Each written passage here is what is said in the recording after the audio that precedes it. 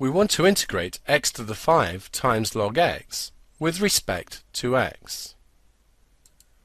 Remember, we have to choose a v, and the v gets differentiated. We also have to choose a du dx, which gets integrated. Whenever we have an ln x present, we choose that to be the thing to differentiate. So here, we're going to choose our v to be ln x, and then du dx is x to the power 5. So dv dx is 1 over x, and u will be x to the 6 divided by 6.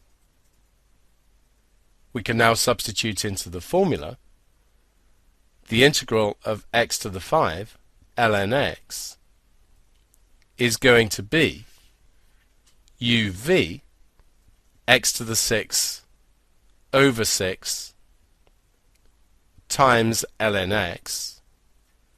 Take away the integral of these two multiplied together,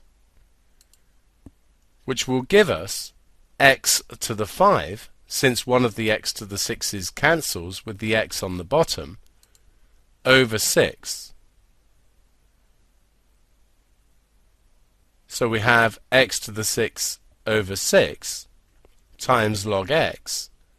Take away, increase the power by 1, giving us x to the 6, and divide by the new power. 6 times 6 is 36, plus a constant.